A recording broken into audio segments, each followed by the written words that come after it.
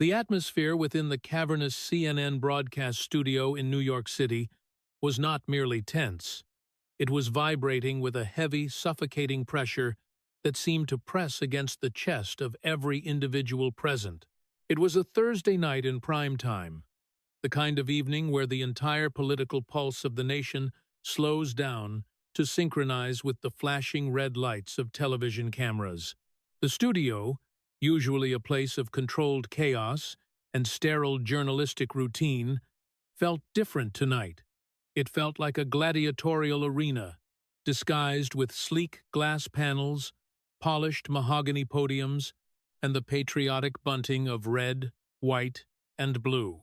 200 audience members sat in the tiered seating, their faces illuminated by the cool, artificial glow of the studio lights, shifting uncomfortably in their seats.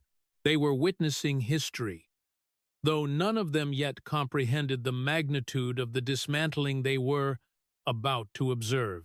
The air conditioning hummed with a low industrial drone, fighting a losing battle against the heat generated by the massive lighting rigs and the collective anxiety of the network executives pacing in the control room. This event had been billed as the Great Return, the resurrection of a political titan, the night Hillary Clinton would remind the American populace of her inevitability. But standing across from her, arranging his papers with the terrifying precision of a surgeon preparing for an amputation, was Ben Shapiro. The contrast between the two combatants was so visually striking it almost appeared scripted by a heavy-handed dramatist. On one side stood Hillary Rodham Clinton, 77 years of age, a figure who had been woven into the fabric of American power for nearly half a century. She wore a navy blue pantsuit, tailored to perfection, a garment that had become her armor in the public eye. Her hair was coiffed into an immobile helmet of gold, every strand sprayed into submission, and her face wore the mask she had perfected over decades, a smile that was at once benevolent and imperious, practiced in thousands of receiving lines, diplomatic summits, and campaign fundraisers.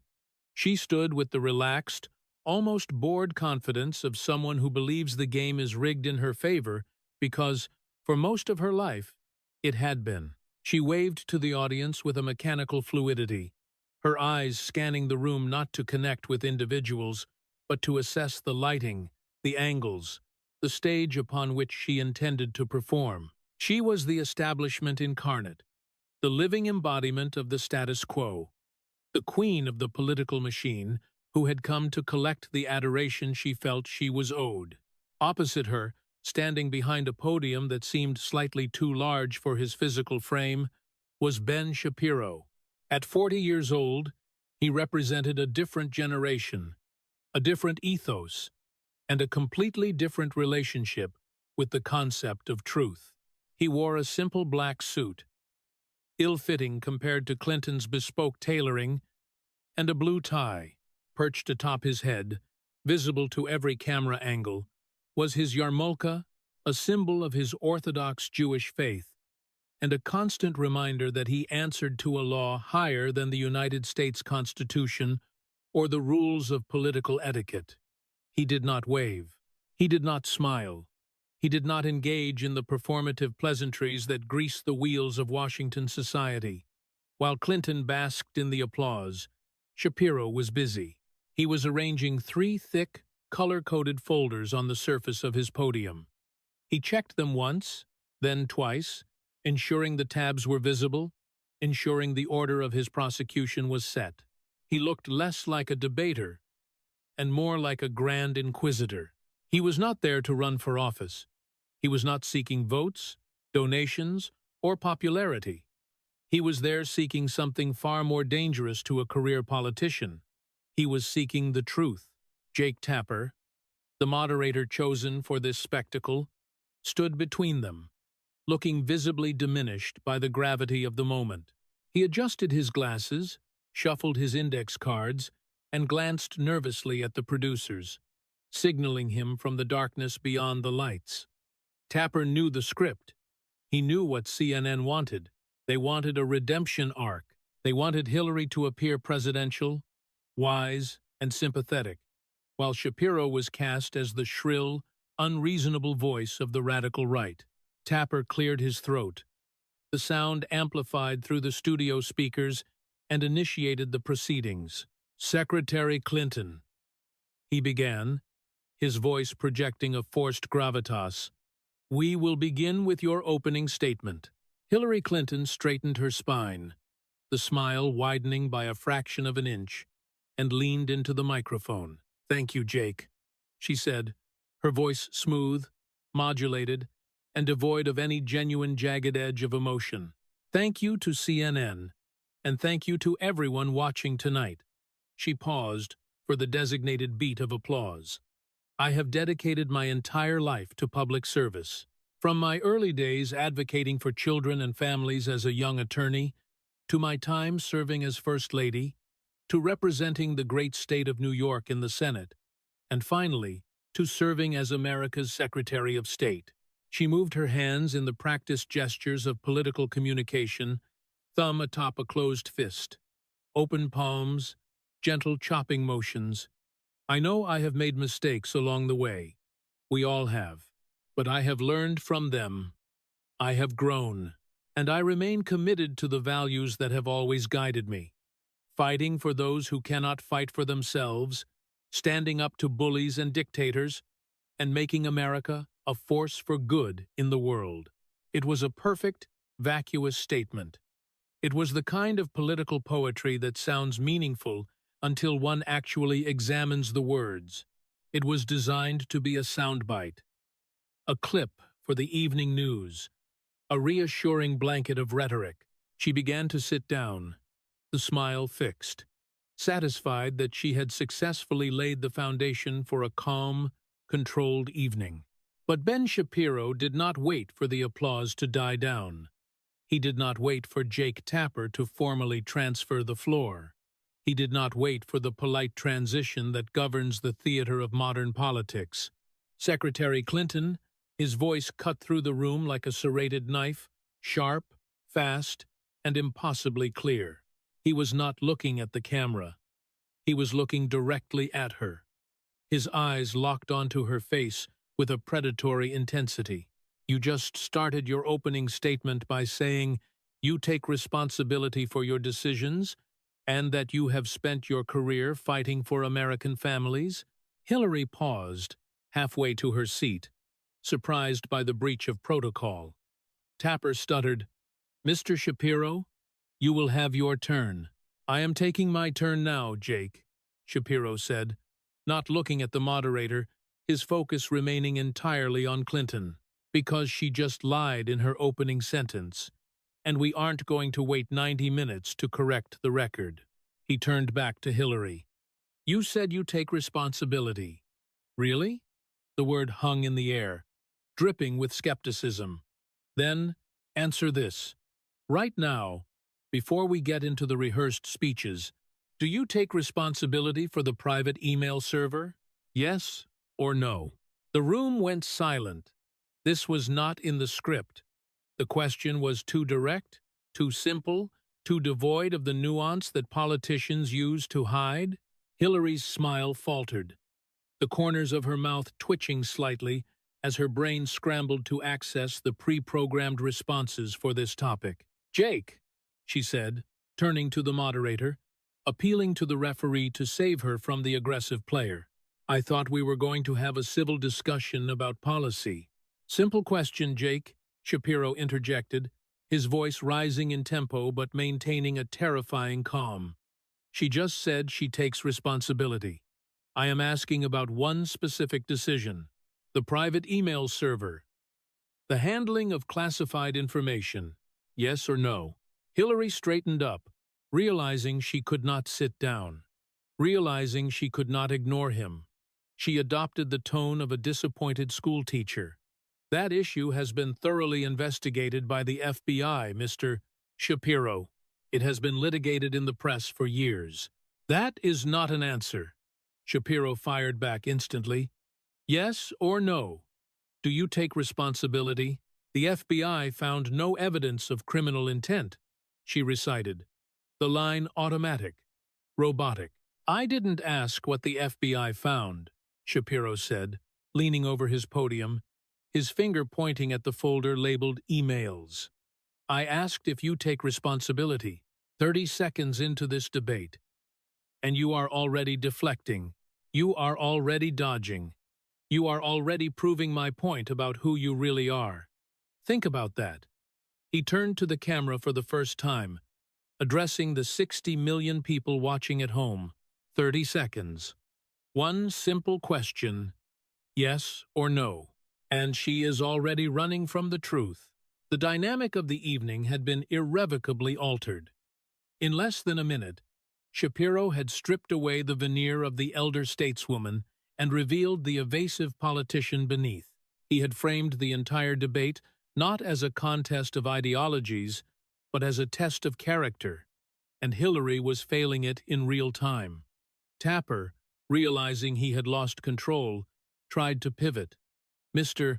Shapiro, please, your opening statement. Shapiro stood tall. My opening statement is simple. Secretary Clinton just said she learns from her mistakes. I am going to test that claim tonight, because I brought evidence.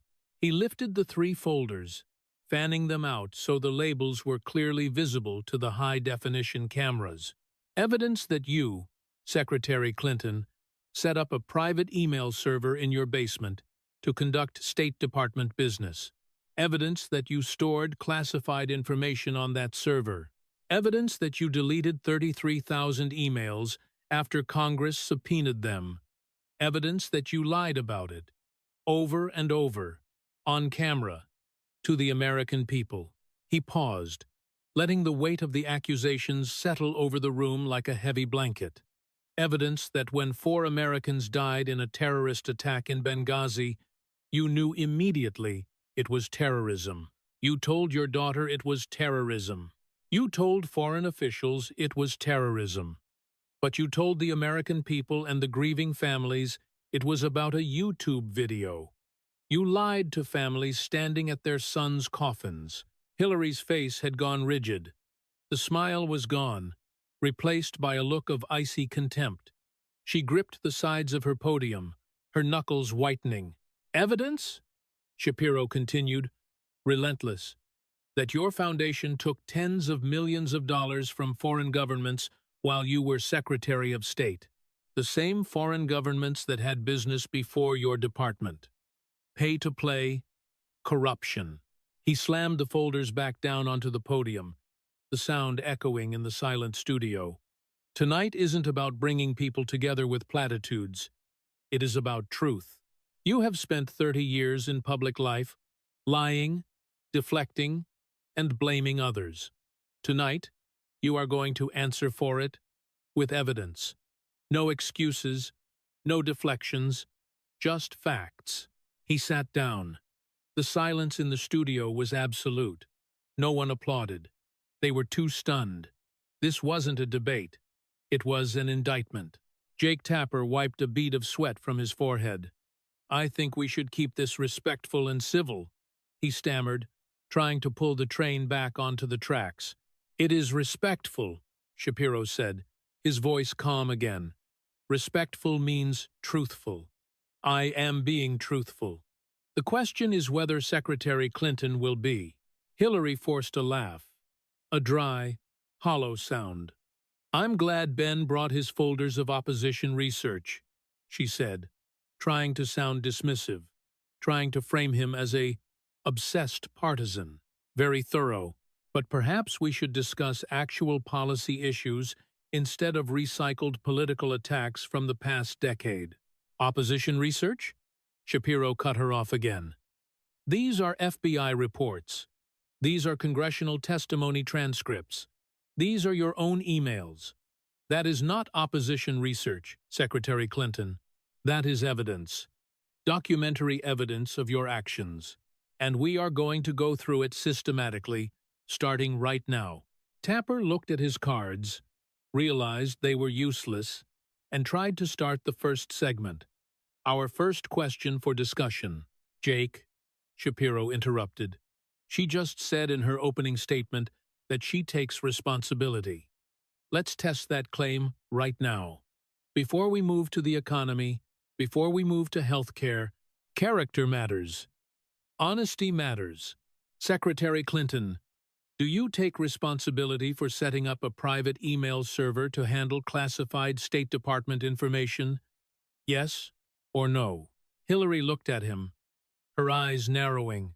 She knew she couldn't give a simple yes, because a yes would be an admission of guilt that would haunt her forever. She couldn't say no, because the facts were overwhelmingly against her. So she did what she had always done. She pivoted. I have said many times that looking back, I would have done things differently. It was a matter of convenience. I didn't want to carry multiple devices. Shapiro opened the first folder. Stop right there, he said. The convenience excuse. You admitted in later interviews that you carried both a BlackBerry and an iPad, so you already had multiple devices. That excuse is a lie. Try again. Why did you set up a private server in your basement? Many previous secretaries of state used personal email, she retorted, her voice sharpening. False, Shapiro shot back. Previous secretaries used personal email accounts like AOL or Gmail. Commercial services. You didn't just use an account. You built a dedicated server infrastructure in your private residence. You hired private IT consultants to manage it. You kept it completely off the government grid. That is not the same as Colin Powell using AOL.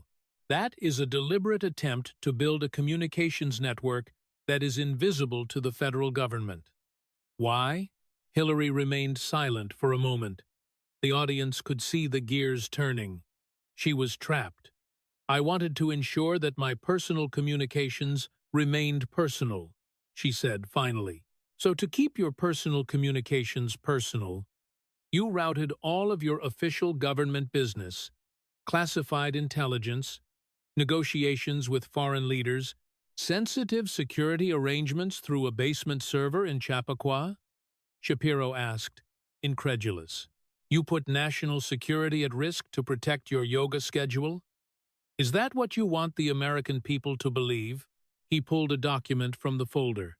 Let's talk about what was actually on that server, because you claimed repeatedly that there was no classified information. July 5th, 2016. FBI Director James Comey. Here is what he said. Shapiro began to read, his voice taking on the cadence of a judge reading a sentence. There is evidence that they were extremely careless in their handling of very sensitive, highly classified information. He looked up. Extremely careless. That is the FBI director talking about you. Not a Republican. Not Fox News. The FBI. He leaned forward. Let me explain to the audience what classified information means. It isn't just bureaucratic stamping. It means names of CIA agents working undercover in hostile nations. People who will be tortured and executed if their names get out. It means details of military operations where our soldiers are putting their lives on the line. It means intelligence shared by our allies in strict confidence. And you were extremely careless with it. Shapiro's voice dropped an octave, becoming quieter, more intense. 110 emails. Secretary Clinton. The FBI found 110 separate emails containing classified information on your server. 8 chains contained top-secret information. 3 chains contained special access program information, the highest level of secrecy the United States government has, and you stored it on a server with less security than a Gmail account. Those emails weren't marked classified at the time, Hillary interjected, grasping for the technicality she had relied on for years. Another lie, Shapiro roared, slamming his hand on the podium. The FBI found that 3 email chains had portion markings, the letter C, in parentheses. That means classified. You know that.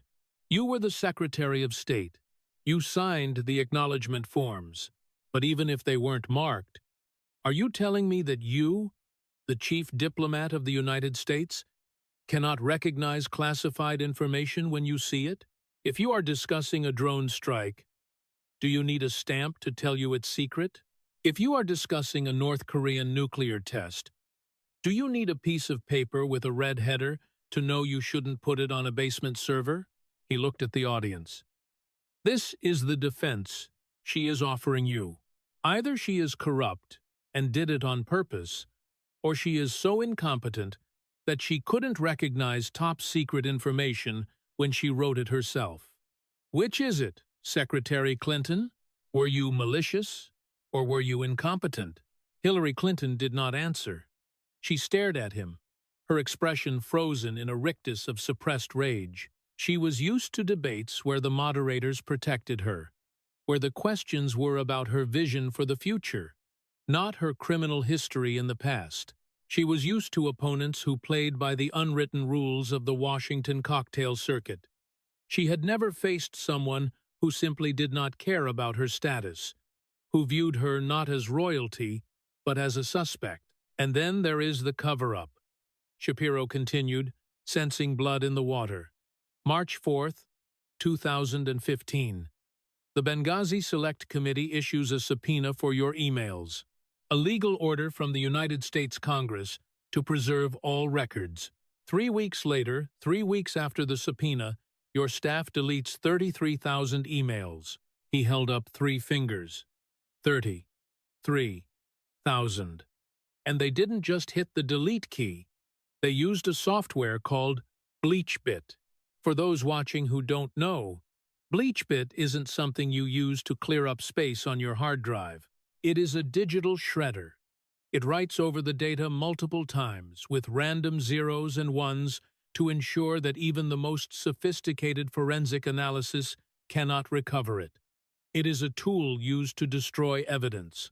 They were personal emails, Hillary snapped, losing her cool for the first time. I had every right to delete personal emails. Not after a subpoena, Shapiro shouted back. That is obstruction of justice.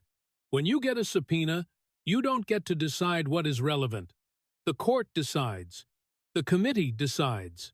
You don't get to say, oh, half of these are about my daughter's wedding, so I'll just bleach them all so no one can ever check. That is spoliation of evidence. If any person in this audience did that during a tax audit, they would be in prison. If a CEO did that during an SEC investigation, they would be in prison. But you ran for president. He paused to let the double standard sink in. And it gets worse. Your staff destroyed mobile devices with hammers. Hammers, Secretary Clinton. Who takes a BlackBerry and smashes it with a hammer? If it's just an old phone, you throw it in a drawer or recycle it. You only smash it with a hammer if you are terrified of what is on it. You only use BleachBit if you are terrified of what the FBI will find. Shapiro leaned back, spreading his hands. So, let's review. You set up a secret server to avoid oversight. You put top-secret information on it, risking American lives. When caught, you lied about it. When subpoenaed, you destroyed the evidence. You bleached the drive. You smashed the phones. And tonight, you stand here and tell us you take responsibility? He shook his head slowly. You don't know the meaning of the word. For the first time in the night, the camera caught a glimpse of genuine fear in Hillary Clinton's eyes. It was fleeting. A micro-expression that flashed across her face before the mask was reassembled. But it was there. She realized that this wasn't going to be a debate. It was going to be an autopsy of her career. And the man holding the scalpel was just getting started. The silence that followed Ben Shapiro's dismantling of the email server defense was not the quiet of peace. It was the vacuum of a room where all the oxygen had been suddenly consumed. Hillary Clinton stood frozen, her hands gripping the edges of her podium so tightly that the skin over her knuckles appeared translucent. The audience, previously shifting with the discomfort of witnessing a political brawl, was now absolutely still. They had expected a debate about tax brackets or healthcare premiums. Instead, they were watching a moral autopsy. The air conditioning hummed, a low, indifferent drone that seemed to underscore the gravity of the moment. Jake Tapper looked down at his notes, his face pale, realizing that no moderator intervention could salvage the decorum of this event. The train had left the tracks, and Ben Shapiro was driving it straight into the heart of the Clinton legacy. Shapiro did not give her time to recover. He did not allow the audience to exhale. He reached for the second folder, the one labeled in stark black letters, Benghazi. "Let's talk about Benghazi," Shapiro said, his voice dropping to a register that was quieter but infinitely more dangerous. "And let's talk about how you lied to the families of dead Americans while they stood next to their sons' coffins." Hillary flinched. It was a subtle movement, a slight recoil of the head, but the high-definition cameras caught it. This was the topic she feared most. The emails were bureaucratic. They could be spun as technicalities or carelessness, but Benghazi was visceral. Benghazi was blood and fire.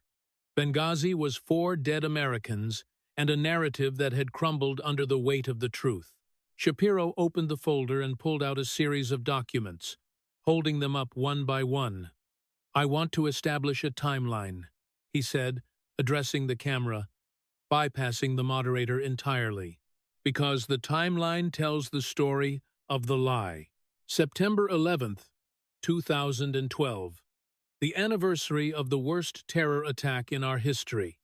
At 3:40 p.m. Washington time, the attack on our diplomatic compound in Benghazi begins. Mortars, rocket-propelled grenades, machine gun fire. This wasn't a protest. This was a military assault.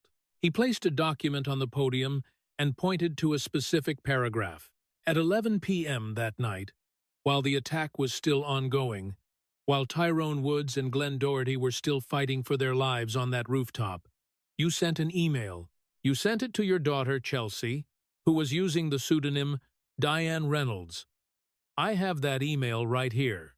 He read from the paper, his voice devoid of emotion, letting the words do the damage. "2 of our officers were killed in Benghazi by an al-Qaeda-like group." Shapiro looked up, his eyes locking onto Clinton's. Let those words sink in. Al-Qaeda-like group. Not a mob, not a protest, not a reaction to a YouTube video. You knew, within hours, that this was organized terrorism. You told your daughter the truth, because you trusted her. You knew exactly what was happening. He pulled out another sheet.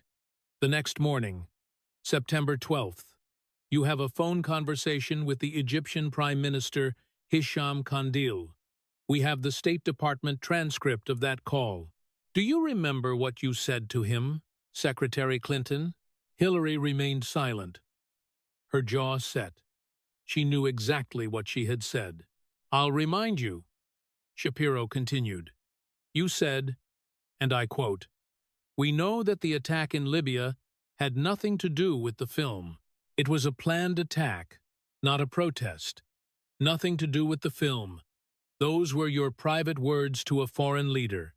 You were perfectly clear. You were perfectly accurate. You knew it was terrorism. You knew the video was irrelevant." Shapiro paused, letting the logic settle. So, on September 11th and September 12th, privately, to your family and to foreign officials, you were telling the truth. You admitted it was a terrorist attack. But then, he switched documents, his movement sharp and accusatory. Then you walked out to face the American people. September 14th, Shapiro said, the date hanging in the air like a curse. Andrews Air Force Base. The transfer of remains ceremony. A hangar filled with the sound of weeping. 4 flag-draped coffins. Ambassador Chris Stevens, Sean Smith, Tyrone Woods, Glenn Doherty. Their families are there, standing in the front row, their hearts broken, watching their sons come home in boxes. And you stood up to the podium.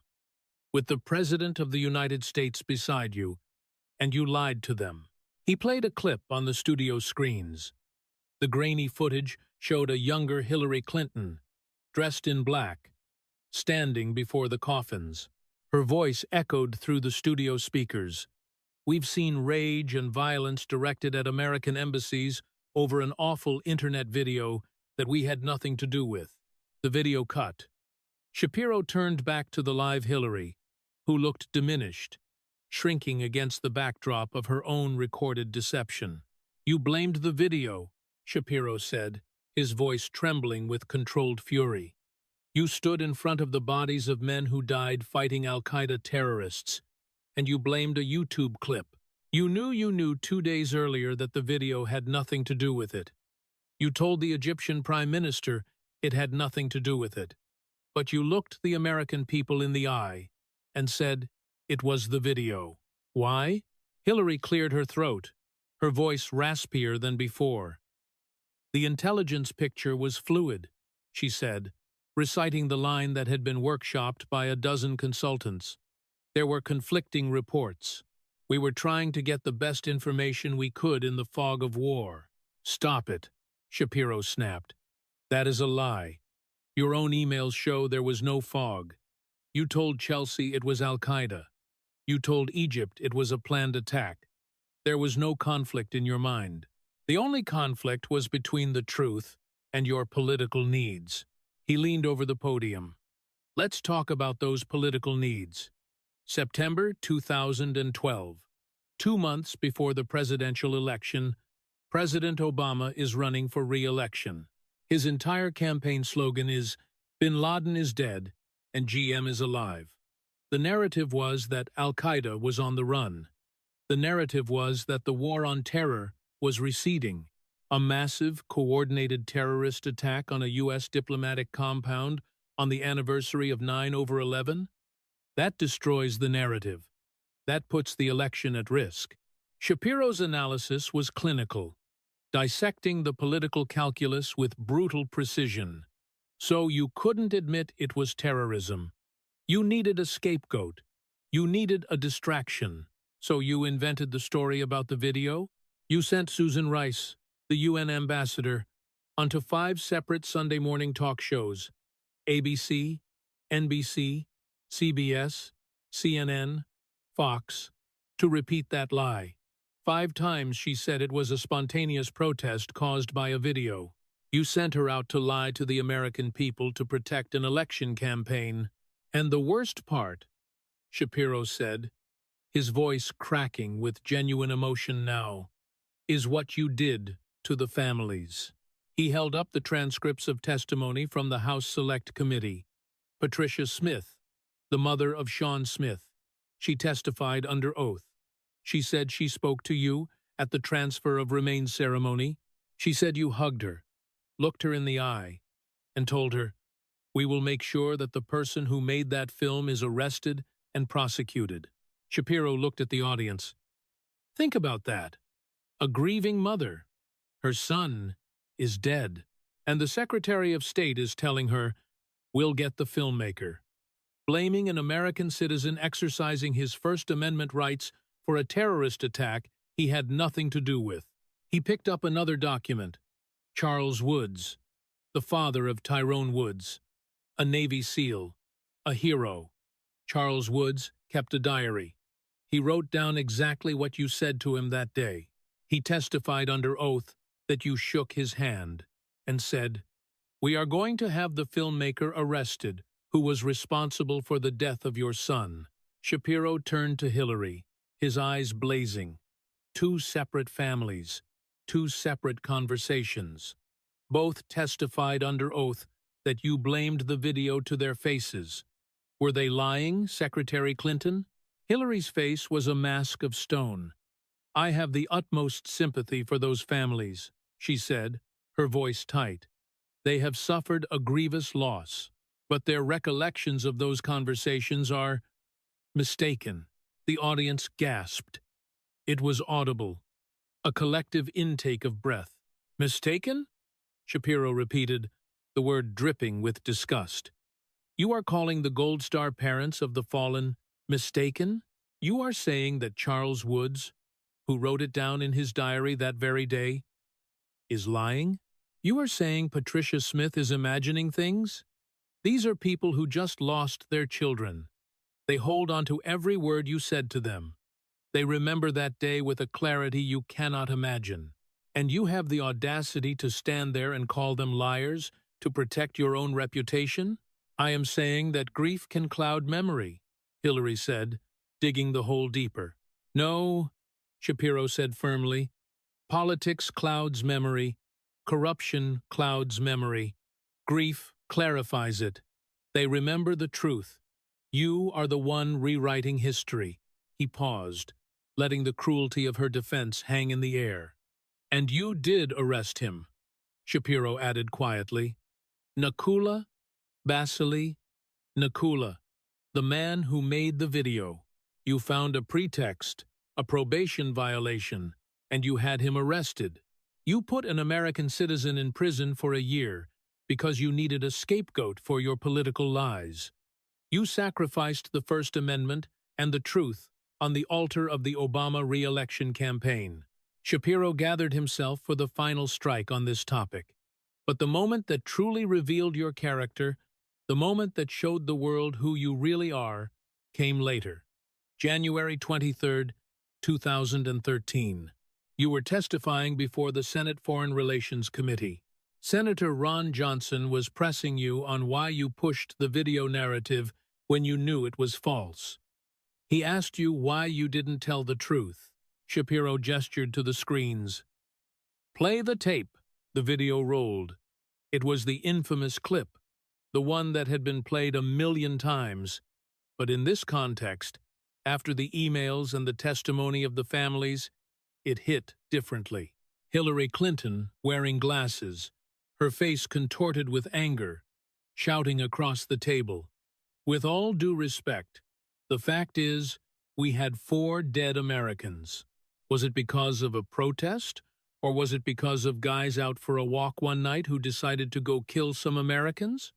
What difference at this point does it make?" The video froze on her angry face. What difference does it make?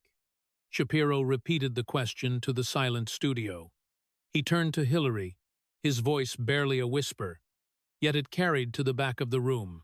I will tell you what difference it makes, Secretary Clinton. He stepped out from behind his podium, walking to the edge of the stage, breaking the barrier between him and the audience. It makes a difference to the families who deserve to know how their sons died. It makes a difference to the American people, who deserve to know if their government failed to protect its diplomats. It makes a difference to the voters, who have a right to know if a terror threat is rising or falling before they cast a ballot. He turned back to her. Truth makes a difference. Integrity makes a difference. When you asked, "What difference does it make?" you weren't asking a question. You were making a statement. You were saying that the truth is irrelevant. You were saying that as long as you survive the news cycle, as long as you win the election, the facts don't matter. You were telling us that to you, dead Americans are just a PR problem to be managed, not a tragedy to be explained. Shapiro walked back to his podium, his movements deliberate. You looked at the death of 4 heroes and you saw a political liability. You managed it with lies. You managed it by blaming a video. You managed it by lying to grieving parents. And when you were caught, you screamed. He slammed the Benghazi folder shut. It makes all the difference in the world, because it shows that you do not serve the truth. You serve only yourself. Hillary Clinton remained silent. There was no pivot available. There was no policy paper she could cite. The weight of the parents' testimony, the time-stamped emails, and her own callous words on video had created a cage from which there was no escape.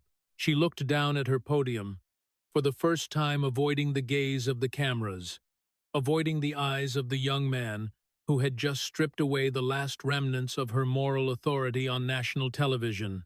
The studio air, previously thick with the emotional resonance of the Benghazi tragedy, now shifted into something colder, sharper, and more cynical. If the previous segment had been an examination of moral cowardice, what followed was a dissection of calculated greed. Ben Shapiro, having effectively silenced the room with the testimony of the Gold Star families, did not allow the momentum to dissipate. He reached for the third and final folder, the thickest of them all, its contents straining against the cardboard binding. He placed it on the podium with a heavy, dull thud that echoed like a gavel strike in the silent auditorium.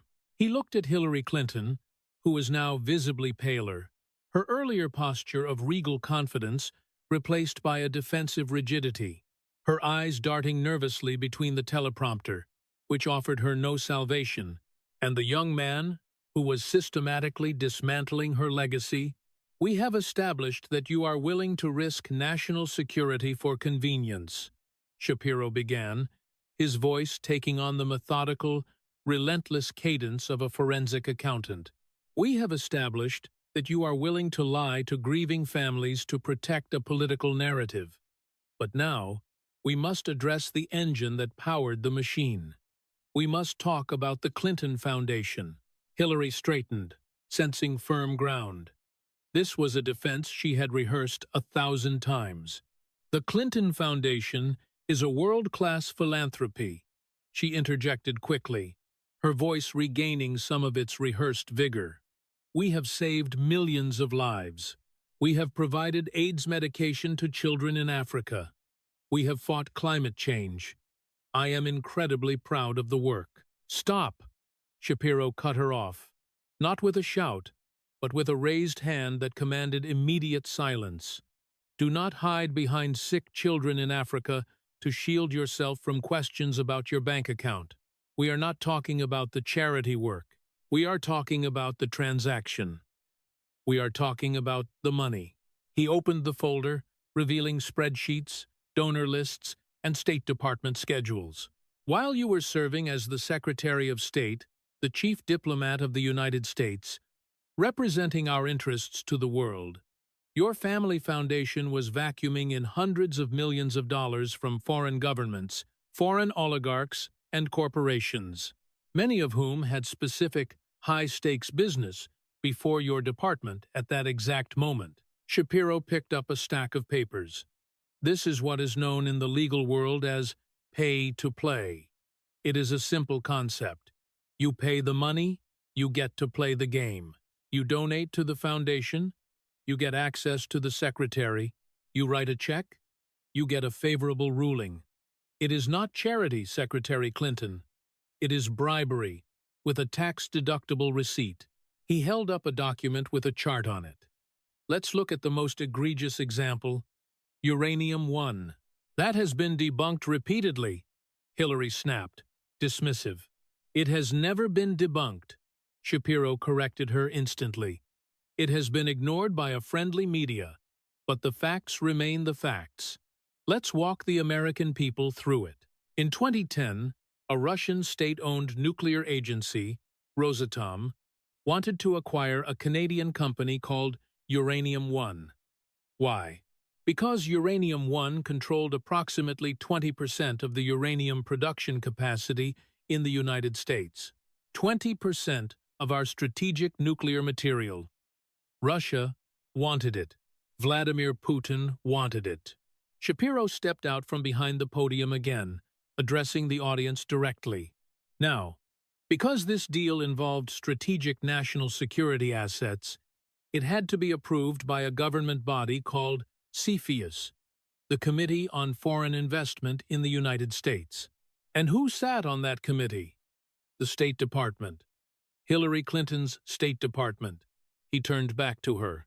"While this deal was pending, while you and your department held the power to say yes or no to giving Vladimir Putin control of American uranium people and entities connected to uranium, one donated $145 million to the Clinton Foundation." He let the number hang there. $145 million. Not 1,000, not 10,000, 145 million. And then, miraculously, the State Department signed off. The deal was approved. Russia got the uranium. Your foundation got the cash. Explain to the American people how that is a coincidence. I was not personally involved in the CFIUS decision, Hillary said, falling back on the bureaucratic defense. That was handled by lower-level officials. There is no evidence I ever intervened. That is the classic Clinton defense, Shapiro scoffed. The "I didn't know" defense. You are the Secretary of State. You are telling us that a decision to hand over 20% of our uranium to our geopolitical adversary, Russia, didn't cross your desk? You are telling us that $145 million pouring into your family's coffers didn't catch your attention? If you didn't know, you are incompetent. But we know you knew, because Bill Clinton was paid $500,000, $500,000 for a single speech in Moscow, by a Russian investment bank promoting the Uranium One stock. While you were reviewing the deal, Shapiro shook his head in disgust. $500,000 for an hour of talking? From the Russians? While you decide if they get our uranium? In any other walk of life, that is called a bribe. In the Clinton world, it's called a speaking fee. He tossed the Uranium One documents aside and picked up a new stack. But it wasn't just Russia. It was everyone. Let's look at the champions of human rights who were funding your charity. They donated between $10 and $25 million. The Kingdom of Saudi Arabia, a country where women are treated as property, a country that beheads dissidents, a country that exports Wahhabist extremism. You claim to be a champion of women's rights. You built your brand on women's rights are human rights. Yet you took $25 million from a regime that wouldn't let a woman drive a car. Qatar, he continued, listing them like counts in an indictment, $1 to $5 million. Kuwait, $5 to $10 million. Algeria. Let's talk about Algeria. They donated $500,000 right around the time they were lobbying your State Department to stop criticizing their abysmal human rights record. And guess what happened? The checks cleared, and the criticism softened. Coincidence? The Foundation's work is global, Hillary protested, her voice rising. We accept support from those who want to help solve global problems. You accept support from those who want to buy American foreign policy? Shapiro countered. If Saudi Arabia cared about charity, they could help the poor in their own region. They gave the money to you because they knew it bought influence. And we know it worked. The Associated Press, not a right-wing outlet. The AP did an investigation. They looked at your calendars. Shapiro held up the AP report, highlighting the headline, "They found that more than 50% of the private citizens from outside the government who got a meeting with you as Secretary of State were donors to the Clinton Foundation." Think about that. If you were a regular American, a small business owner, an activist, and you wanted to meet with your Secretary of State, you couldn't get in the door. But if you wrote a check to the foundation, the doors swung wide open. 85. Out of 154 people, Shapiro cited the specific numbers. 85 donors got access. They donated a combined $156 million. That is the price of admission to Hillary Clinton's office. That is the definition of corruption. You privatized the State Department. You turned the premier diplomatic office of the United States into a concierge service for your wealthy donors. Hillary tried to interrupt. That analysis was flawed. It didn't include foreign officials. It included the people who had to pay. Shapiro shouted over her, "Foreign officials meet you by protocol. Private citizens meet you by access. And you sold that access. You sold the prestige of the United States government to the highest bidder." He moved to the next section of the folder, his expression darkening. And then there is Haiti, the earthquake in 2010, a devastation of biblical proportions, hundreds of thousands dead. The world rushed to help. Billions of dollars in aid were pledged. The Clinton Foundation took a leading role. And what happened? Shapiro looked at the camera. Ask the Haitian people. They protested outside your offices in New York. They called you thieves. Because while the Haitian people were living in tents and drinking contaminated water, your friends of Bill were getting rich. Contracts for reconstruction went to foundation donors. Your brother, Tony Rodham, miraculously landed a lucrative gold mining permit in Haiti. A gold mining permit, despite having no experience in mining. How does the Secretary of State's brother get a gold mine in a disaster zone? Was that charity too? We did our best in a chaotic situation, Hillary said, her voice sounding thin. We helped build industrial parks. We tried to create jobs. You built sweatshops for donors and hotels for tourists who never came, Shapiro corrected. The money that was supposed to rebuild homes went into the pockets of the politically connected. It was a looting of a desperate nation, disguised as humanitarian aid. It is morally repugnant. Shapiro paused, organizing his final salvo on the foundation. He pulled out a single sheet of paper, a printed email. You know, Secretary Clinton, even your own family knew this was wrong. Even your own daughter couldn't stomach it. Hillary's eyes widened.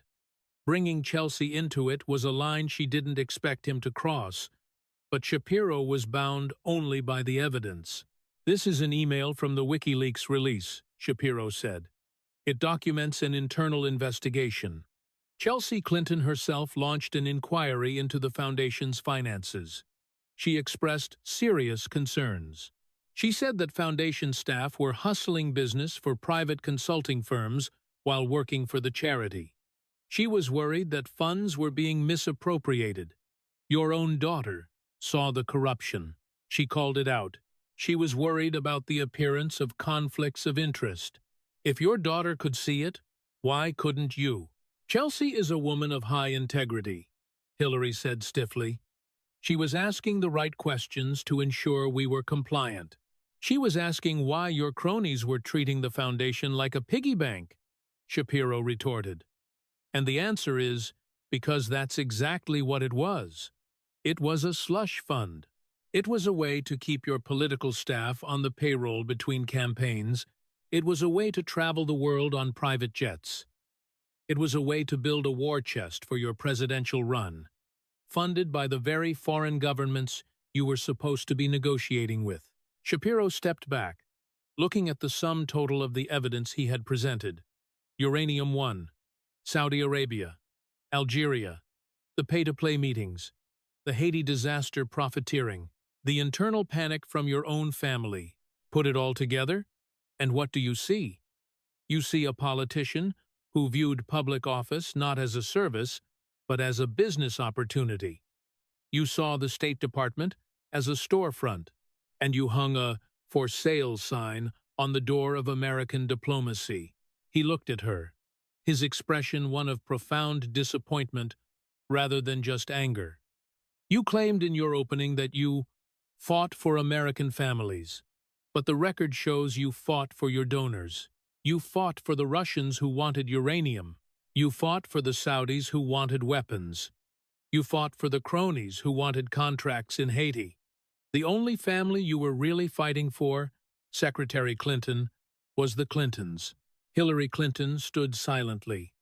The sheer volume of the financial details, the specific dollar amounts, the dates, the names, it was overwhelming.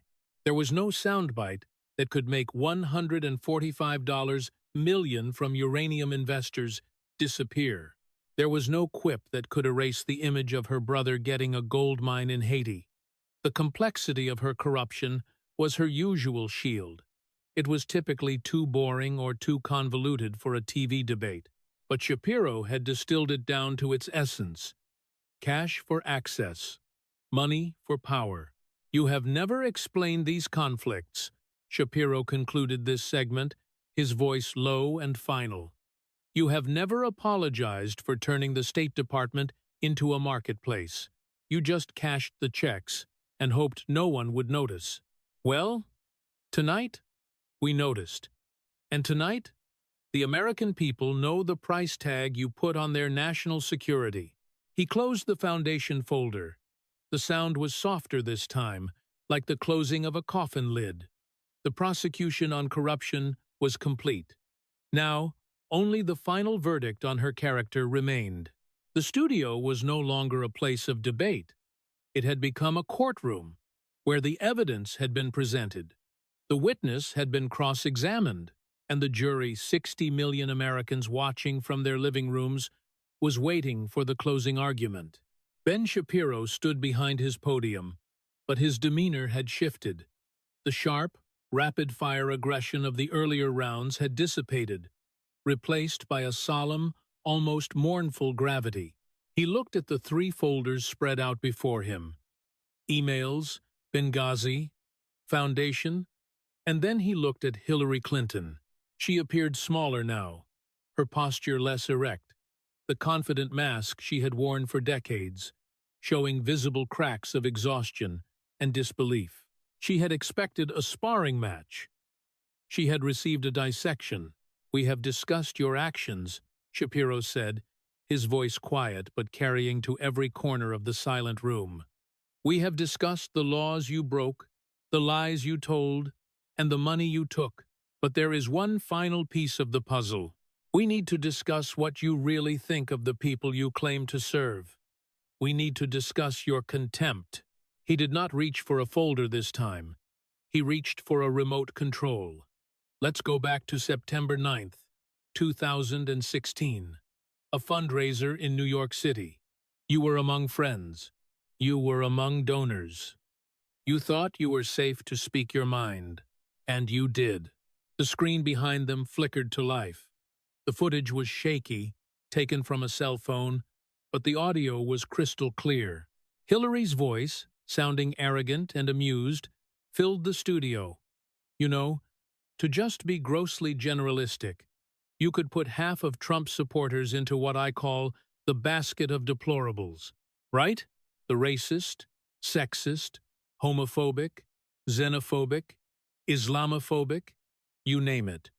Laughter rippled through the recording, the laughter of the elite, mocking the common man. Shapiro froze the image on her smiling face. "Deplorable," he said, tasting the word like poison. "Half. You looked at half of the American electorate, 30 million people, and you dismissed them as irredeemable bigots. People who work hard, who pay their taxes, who go to church, who raise their families, who love this country. People who simply disagreed with your politics. And you didn't just disagree with them, you dehumanized them." He turned to the camera, addressing the viewers directly. "If you are a coal miner in West Virginia who is worried about his job, she thinks you are deplorable. If you are a mother in the suburbs who is worried about the safety of her community, she thinks you are racist. If you believe in traditional values, she thinks you are homophobic. She doesn't view you as citizens to be persuaded. She views you as subjects to be ruled. And if you refuse to bow, you are garbage."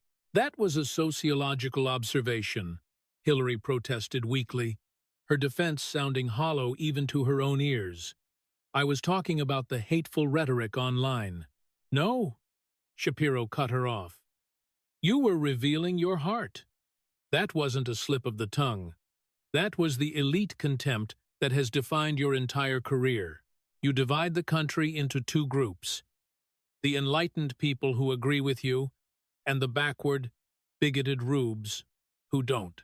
That is why you felt comfortable setting up a private server, because you believe the rules are for the little people, not for you. That is why you lied about Benghazi, because you believe the voters can't handle the truth.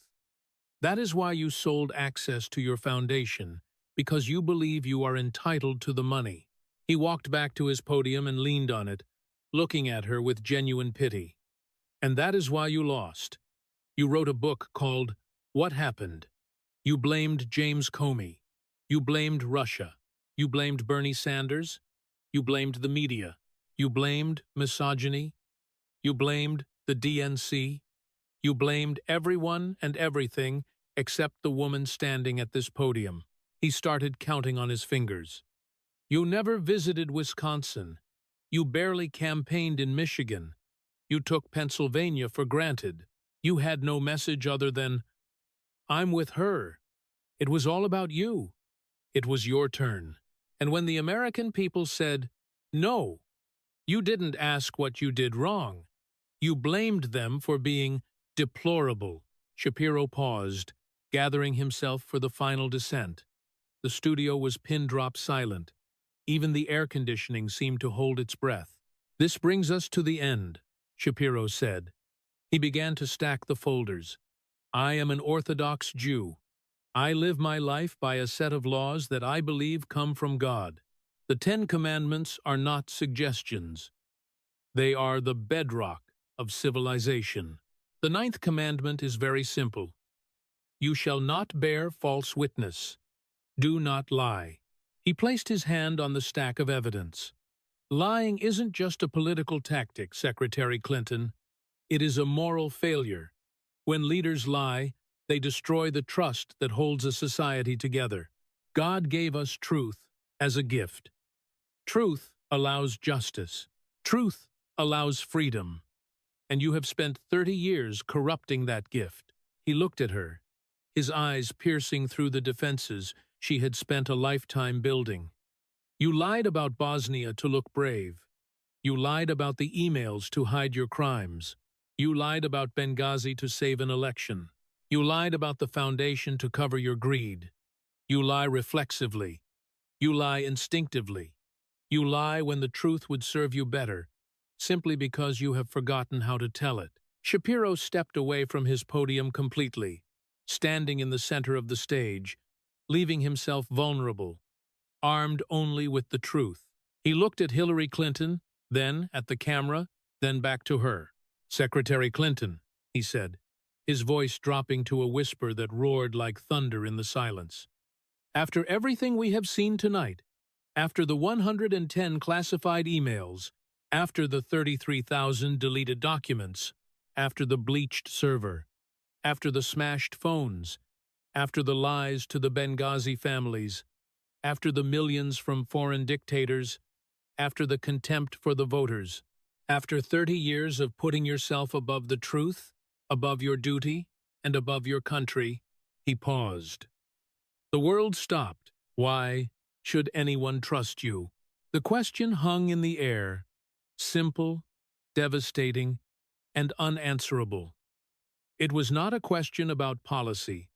It was not a question about legislation. It was a question about the soul. Hillary Clinton opened her mouth to speak. She wanted to launch into her stump speech. She wanted to say, "I have fought for children." She wanted to say, "I have a plan for the economy." But looking into Shapiro's eyes and feeling the gaze of 60 million Americans, the words died in her throat. She realized, with a sudden, terrifying clarity, that the old tricks wouldn't work. She couldn't deflect this. She couldn't spin this. The mountain of evidence Shapiro had built was too high to climb over. She sat there. The silence was excruciating. It was the sound of a legacy crumbling. It was the sound of the curtain being pulled back to reveal that the wizard was just a person, and a dishonest one at that. 15 seconds. She shifted in her seat. She took a sip of water. Her eyes darted around the room, looking for an exit, looking for a friend, looking for anything other than the truth. But there was nowhere to go. She started, then stopped. Ben Shapiro didn't interrupt her. He didn't need to. He let the silence do the work. He let the American people watch a former Secretary of State, a former senator, a former First Lady, unable to think of a single reason why she deserved their trust. 20 seconds. Finally, Ben Shapiro nodded slowly. He understood. The world understood. "The emperor has no clothes," he said softly. He didn't wait for a closing statement. He didn't wait for Jake Tapper to fumble through a sign-off. He turned, picked up his 3 folders, the evidence of the truth, and walked off the stage. He walked past the cameras, past the stunned producers, and out of the studio. He left Hillary Clinton sitting alone at her podium, bathed in the harsh television lights, a monument to a past that was finally, irrevocably over. The aftermath. The debate did not end when the cameras cut. That was merely when the explosion began. The clip of that final question, "Why should anyone trust you?" and the ensuing 20 seconds of agonizing silence hit the internet with the force of a tsunami. Within the first hour, it had 50 million views. By the next morning, it had crossed 200 million. It was shared on Twitter, Facebook, Instagram, TikTok. It was dubbed into Spanish, French, German, Japanese. It transcended politics. It became a cultural moment, a singular point in time where the veil was lifted. The mainstream media, the guardians of the Clinton legacy, tried to spin it. CNN's post-debate panel was a funeral wake. Jake Tapper looked like a man who had witnessed a natural disaster. Ben Shapiro certainly came prepared, he muttered, unable to offer a stronger defense. MSNBC spent hours trying to contextualize the silence, calling it thoughtful deliberation. But the audience wasn't buying it. You cannot deliberate your way out of a question about your own integrity. Conservative media was euphoric, but not in a gloating way. There was a sense of relief, a sense that sanity had finally been restored.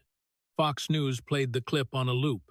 "This is what happens when you confront the establishment with facts," Tucker Carlson said. "They have no defense. They have no clothes." But the real impact was on Hillary Clinton herself. The comeback was over before it began. The speaking invitations that had been her lifeblood began to dry up. Universities quietly canceled her appearances. The Democratic Party, sensing the toxicity, distanced itself with ruthless efficiency. The silence on that stage had broken the spell. She was no longer the inevitable leader.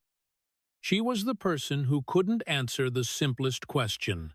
She faded from the public eye, not with a bang, but with a whimper, retreating into the shadows of history, leaving the stage to a new generation. And Ben Shapiro?